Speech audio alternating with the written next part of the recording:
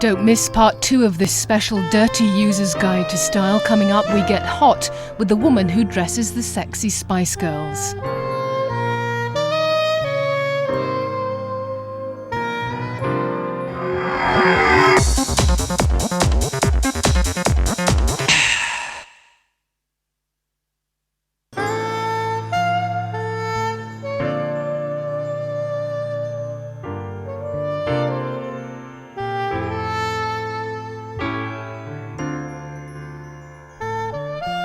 You're turned on to a sexy special of A User's Guide to Style. Coming up, the woman who puts the spice in the Spice Girls gives us her recipe for raunch. How to tell if your dream partner fancies you, and the best undies and sexy gear. Be sure to stay glued to your screen.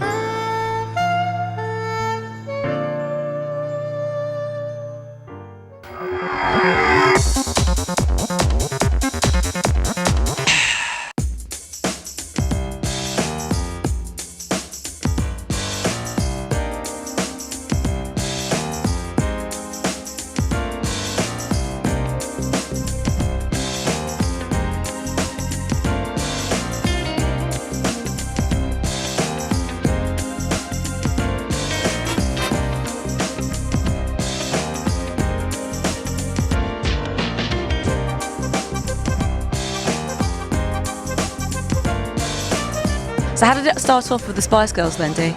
Well, the stylist came through the door in our store in Covent Garden and basically had a feast for her senses. Oh yeah, you've got some pretty raunchy stuff in there. When did you first meet the girls?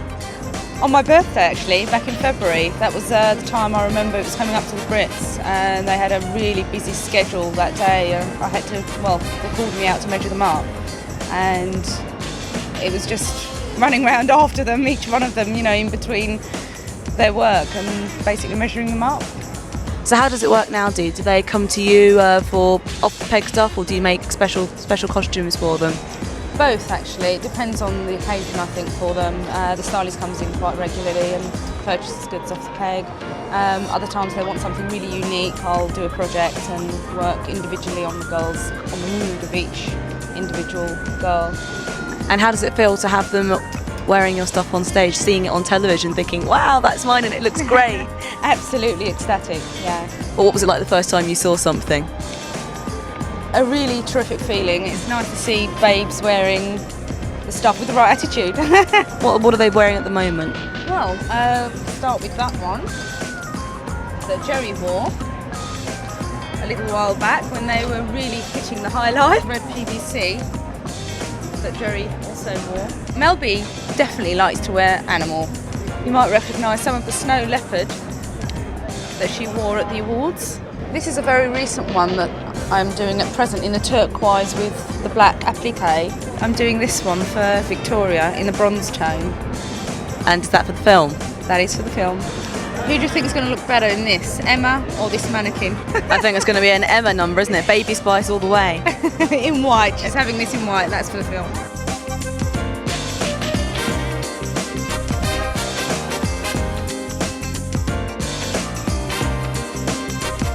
So Dee, how did you get started? I went to technical college for some years and then after that I went into working for other companies in production on pretty commercialised clothing. And then some years after that I decided that I would open my own boutique in London doing couture, and I did that for about 9 years. And then I decided once again that it's time for a change and I moved into the West End launching my collections in what you see today. So Dee, where have your influences come from? You've got denim, you've got PVC, you've got this amazing fabric here. Where have your inspirations come from? Mostly from music and beautiful things around me.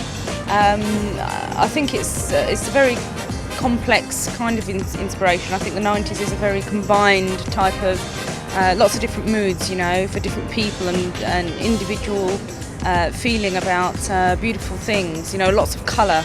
I think everybody wants to be sexy, and if you go along with just 2 or 3 different lines, then it's not going to suit everybody. What does the future hold for you, Dee, for Dee Izmail, the company, you know, regardless of the Spice Girls, what's the future looking like for you?